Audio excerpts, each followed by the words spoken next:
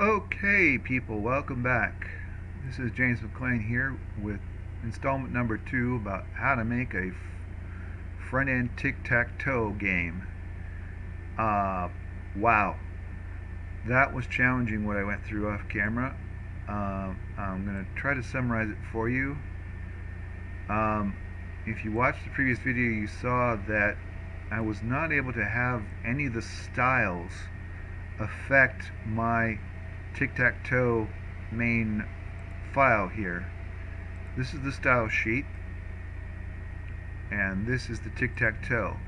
You may have noticed it also, if you saw the last video, that I'm in an entirely different program because I checked all of my variable names and all my spellings and the positions of files and things, which is the normal things I would check in a situation like that where things are just not having any effect whatsoever, and everything looked good.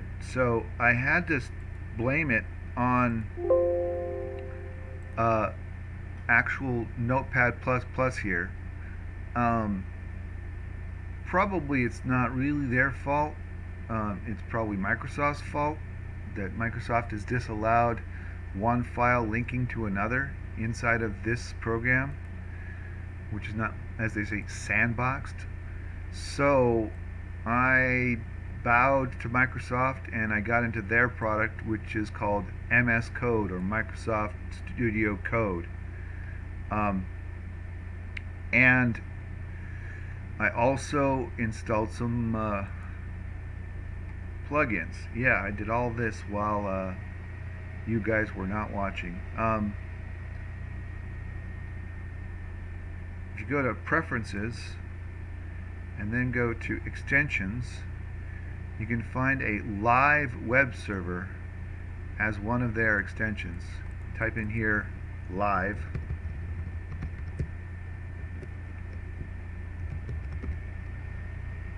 and live server here is very cool because it allows you to very quickly code in Microsoft Studio Code and then see the results over in a web page. And hey, look at that, it's looking pretty good, at least compared to where I was. Let me show you what I mean. So this window here is being generated by the code that's in this window over here, and this in particular will make a very distinctive change. I'll just say big change. Okay, now I'll just hit this refresh button and there we go. See, changes are being updated in almost instantly. All I got to do is just hit that little button and boom. That would not be the case normally. You'd always have to save a file out to disk first and then refresh the browser manually over here, which, you know, it's only maybe 1 or 2 buttons more, but the number of times you have to do it when you're developing, you know, saving a button click on each thing is a godsend. I'm going to change this back because I do like it to say tic-tac-toe, and I'll refresh again, and bingo, here we go again. So I talked in the last video about a background for my tic-tac-toe game, and here it is, actually in the web browser.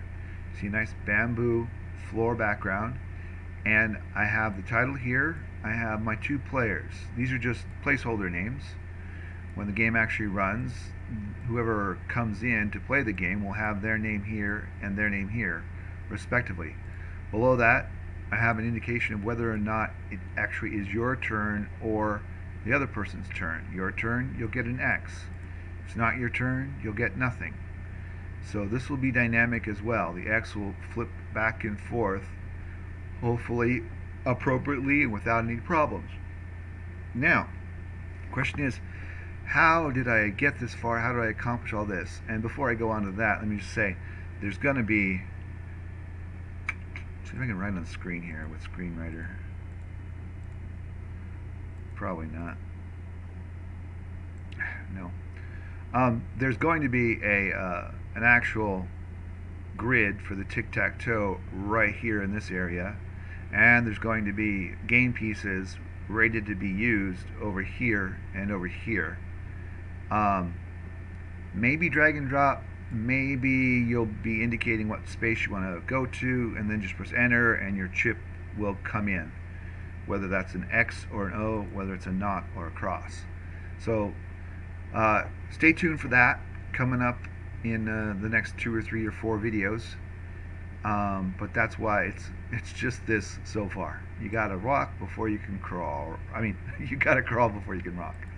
Strike that, flip it. All right.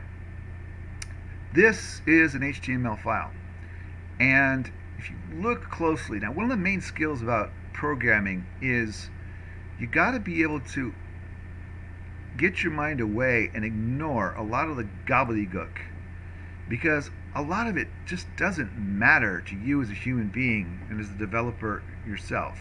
It's just stuff that the computer needs, and it sits there and it does its job.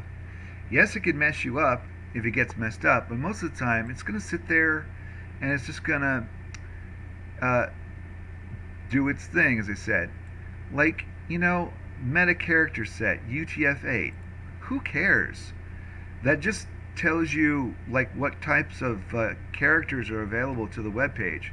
And UTF-8 is a nice compression standard, and it has international characters, blah, blah, blah, blah, blah. I know all that, but I don't think about it when I'm actually programming this web page. This just needs to be there, and then you forget about it. It just comes as the template of the page itself. So most of this stuff, please, all this, blah, forget about it. Do it once. It usually is done for you automatically most of the time, and then just forget about it. The important things are these div tags over here. These are hugely important. I'll tell you why. Because the divs control the placement of things on your web page. They are little invisible boxes that go around most of the text and most of the items in your web page. If you inspect, you can see when I click on a particular div, then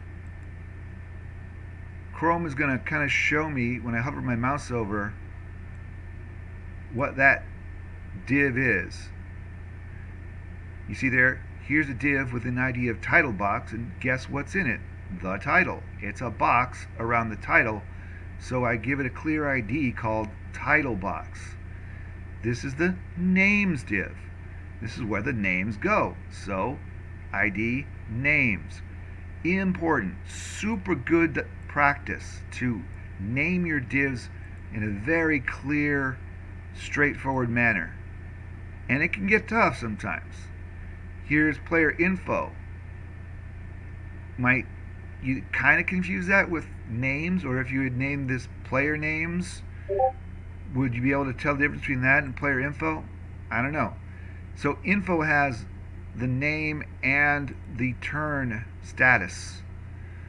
And okay, in web programming there's also something called a class in CSS. Classes let you apply the same style to many different things at once. One of the things you can grab onto in cascading style sheets is the ID, and another thing you can grab onto is class. I'll show you what I mean. Here in my style sheet, if I use a hashtag to start it off, then I'll be grabbing an ID, and I can put in a style that will be applied to that ID and that ID only. So here it says text align center. Well, that is why this tic-tac-toe title, as you can see, even as I resize it, it stays centered in the center at the top. If I were to change that to say left, no, let's try right to make it even more clear. Right,